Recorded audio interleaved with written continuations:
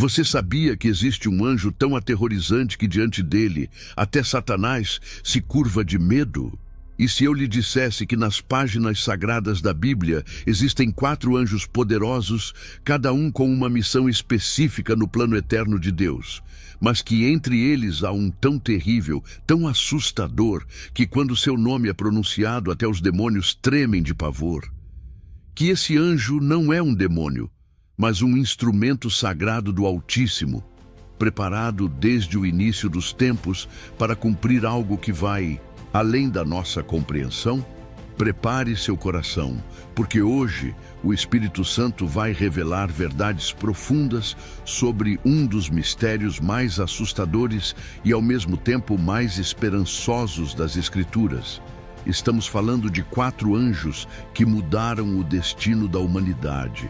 Anjos com poderes inimagináveis, mas um deles é diferente.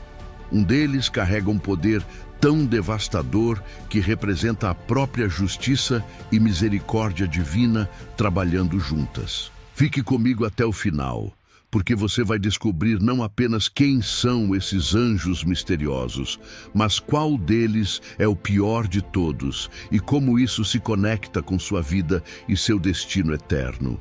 Esta é uma revelação que pode transformar sua compreensão sobre os planos de Deus. Então, se você crê na palavra, curta esse vídeo e se inscreva no canal para conhecer mais sobre a palavra de Deus. E agora chegou o momento de revelar o primeiro dos 4 anjos. Mas antes de eu dizer o nome dele, você precisa entender uma verdade que vai abalar suas certezas. Esse primeiro anjo não começou como inimigo de Deus. Ele foi criado perfeito, cheio de sabedoria e beleza. Seu nome era Lúcifer, que significa portador de luz. Ele era o querubim ungido, o anjo mais próximo do trono do Altíssimo. A Bíblia diz em Ezequiel, capítulo 28, versículos 13 a 15.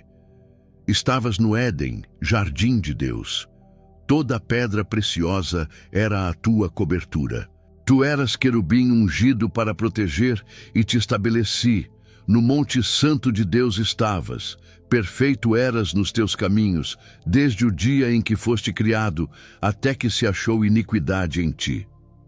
Imagine um ser tão glorioso que cobria o trono de Deus com suas asas. Tão belo que era coberto de pedras preciosas, mas dentro dele nasceu algo terrível, o orgulho. Isaías, capítulo 14, versículos 13 e 14, nos revela: Tu dizias no teu coração, eu subirei ao céu, acima das estrelas de Deus, exaltarei o meu trono. Subirei acima das mais altas nuvens e serei semelhante ao Altíssimo. Foi nesse momento que Lúcifer deixou de existir e nasceu Satanás. Esse nome vem do hebraico Satan, que significa literalmente adversário, oponente, acusador. Ele não é mais o portador de luz. Agora ele é o inimigo declarado de Deus e de toda a humanidade. Satanás não é um anjo qualquer. Ele foi o mais poderoso de todos os anjos criados. Quando ele caiu, levou consigo 1/3 dos anjos do céu, como nos conta Apocalipse capítulo 12, versículo 4. A sua cauda levava após si a 1/3 parte das estrelas do céu e lançou-as sobre a terra. 1/3 de todos os anjos celestiais escolheu segui-lo em sua rebelião.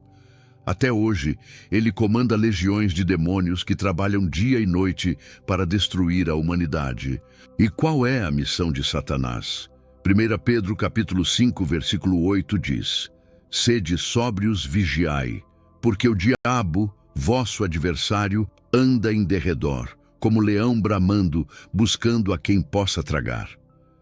Ele é o acusador dos irmãos, aquele que dia e noite está diante de Deus, acusando os filhos de Deus. No livro de Jó, vemos Satanás diante do trono divino, acusando Jó. Ele é o pai da mentira, como Jesus disse em João, capítulo 8, versículo 44. Ele foi homicida desde o princípio e não se firmou na verdade, porque não há verdade nele. Quando ele profere mentira, fala do que lhe é próprio, porque é mentiroso e pai da mentira. Vou te contar algo que mostra o poder de Satanás. Quando Moisés morreu, houve uma disputa pelo corpo dele entre o arcanjo Miguel e Satanás. Judas versículo 9 diz: Mas o arcanjo Miguel, quando contendia com o diabo e disputava a respeito do corpo de Moisés, não ousou pronunciar juízo de maldição contra ele, mas disse: O Senhor te repreenda. Nem mesmo Miguel teve coragem de enfrentar Satanás sozinho. Ele precisou invocar a autoridade do nome de Deus. Satanás conhece as Escrituras melhor do que muitos pastores. Quando tentou Jesus no deserto, usou versículos bíblicos distorcidos. Ele é estrategista, paciente, inteligente. Ele estuda você, conhece suas fraquezas, sabe exatamente onde atacar. Quantas vezes você já sentiu aquele pensamento destrutivo, aquela vontade de desistir? Era ele trabalhando nas sombras da sua mente. E aqui está a verdade que muitos pregadores não têm coragem de dizer. Satanás ainda tem acesso ao céu. O livro de Jó mostra que os filhos de Deus se apresentavam diante do Senhor e Satanás vinha entre eles. Ele ainda está acusando você diante de Deus neste exato momento. Cada vez que você peca, ele está lá dizendo: Viu, Senhor? Esse aí não presta, esse aí não merece tua graça, mas graças a Deus temos um advogado. 1 João capítulo 2, versículo 1 diz: Filhinhos meus, estas coisas vos escrevo para que não pequeis. Se todavia alguém pecar, temos advogado junto ao Pai, Jesus Cristo, o justo.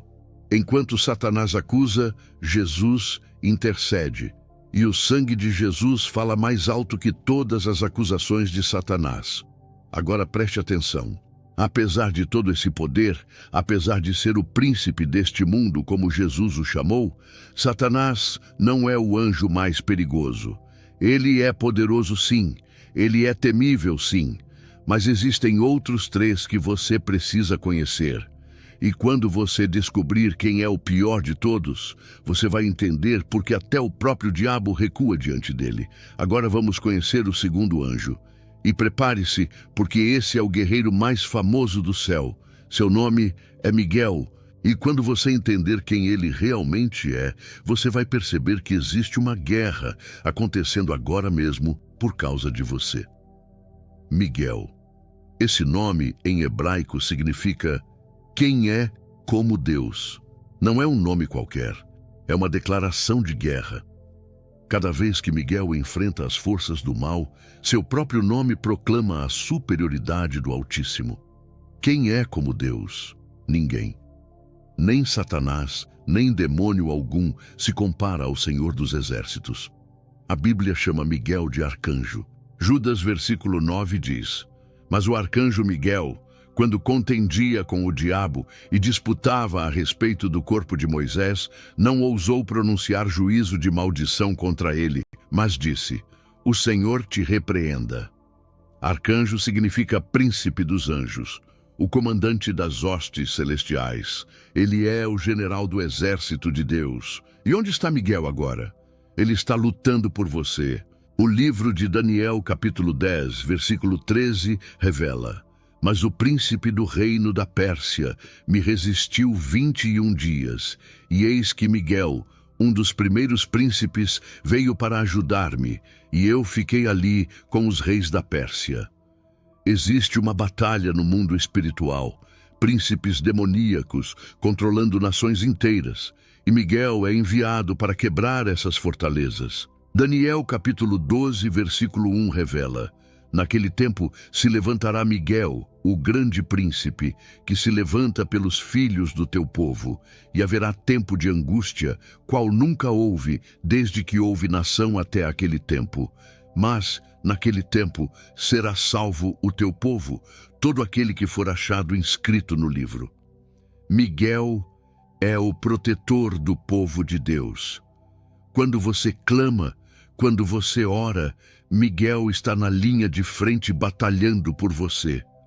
Mas a guerra mais famosa de Miguel ainda está por vir. Apocalipse capítulo 12, versículos 7 a 9, descreve: E houve batalha no céu. Miguel e os seus anjos batalhavam contra o dragão, e batalhava o dragão e os seus anjos, mas não prevaleceram, nem mais o seu lugar se achou nos céus. E foi precipitado o grande dragão, a antiga serpente, chamada o Diabo e Satanás, que engana todo o mundo. Ele foi precipitado na terra, e os seus anjos foram lançados com ele. Você consegue imaginar? Miguel enfrentando Satanás e todas as suas legiões. Uma guerra cósmica. E Miguel vence. Ele expulsa Satanás do céu de uma vez por todas. O diabo, que um dia foi Lúcifer, é derrotado e lançado na terra. E quem o derrota? Miguel, o arcanjo de Deus. Miguel não luta sozinho. Ele comanda um exército. Milhares de anjos guerreiros sob o seu comando. Ele é o estrategista, o general, o líder das hostes celestiais. Quando Deus precisa de alguém para executar seus juízos, para proteger seu povo, ele envia Miguel. E sabe por que Miguel é tão temido? Porque ele age sob as ordens diretas de Deus. Cada movimento dele é autorizado pelo trono celestial. Satanás é um rebelde.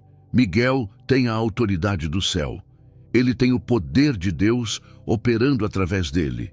E quando ele chega, as trevas recuam. Toda vez que você ora, você aciona o mundo espiritual. Daniel orou e Miguel foi enviado. Existe uma guerra acontecendo por causa das suas orações. Suas súplicas movem o céu. E Miguel está lá, lutando para que suas bênçãos cheguem até você. Mas mesmo com todo esse poder, mesmo sendo o príncipe dos anjos, mesmo tendo derrotado Satanás, Miguel não é o anjo mais perigoso. Existem ainda dois que você precisa conhecer. E um deles é tão terrível que faz Miguel parecer apenas um soldado. Continue comigo, porque o que vem agora vai mexer com tudo que você pensa sobre o mundo espiritual. E chegamos ao terceiro anjo. Prepare seu coração, porque esse anjo é diferente de tudo que você viu até agora. Ele não é um guerreiro como Miguel. Ele não é um acusador como Satanás. Mas o poder dele é tão grande que cada vez que ele aparece, o destino da humanidade muda para sempre. Seu nome é Gabriel. Gabriel. Esse nome em hebraico significa homem de Deus ou fortaleza de Deus. Ele é o mensageiro do Altíssimo. Quando Deus tem algo importante para dizer, é Gabriel quem é enviado. Ele não luta batalhas físicas. Ele traz palavras. Mas essas palavras têm o poder de mudar nações, de transformar vidas, de cumprir profecias guardadas desde a fundação do mundo. Gabriel aparece no livro de Daniel quando o profeta buscava entender as visões de Deus.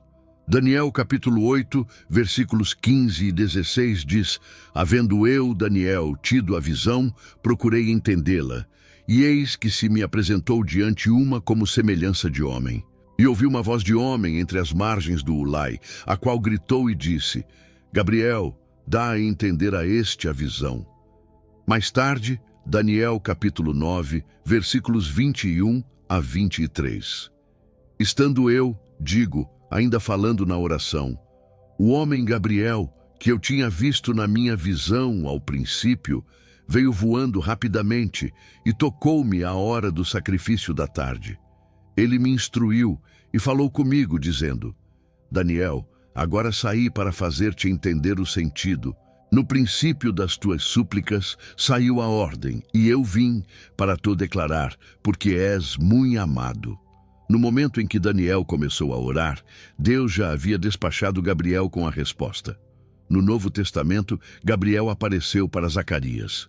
Lucas, capítulo 1, versículo 19. Respondendo o anjo, disse-lhe: Eu sou Gabriel, que assisto diante de Deus, e fui enviado a falar-te e dar-te estas alegres novas. Gabriel anunciou o nascimento de João Batista. Mas a missão mais importante de Gabriel está em Lucas capítulo 1, versículos 26 a 33.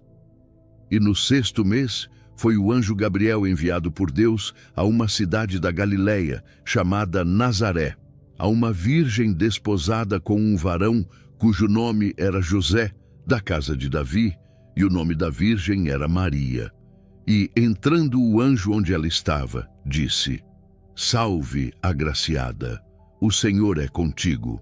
Disse-lhe então o anjo: Maria, não temas, porque achaste graça diante de Deus, e eis que em teu ventre conceberás, e darás à luz um filho, e por-lhe-ás o nome de Jesus. Este será grande, e será chamado Filho do Altíssimo, e o Senhor Deus lhe dará o trono de Davi, seu pai, e reinará eternamente na casa de Jacó, e o seu reino não terá fim. Foi Gabriel quem anunciou a vinda do Salvador. Foi Gabriel quem trouxe a notícia que mudou tudo. Se você está acompanhando essa revelação e sentindo que Deus está falando com você, curta este vídeo e escreva nos comentários: os anjos de Deus lutam por mim. Faça isso, porque o próximo anjo que vou revelar é o mais terrível de todos.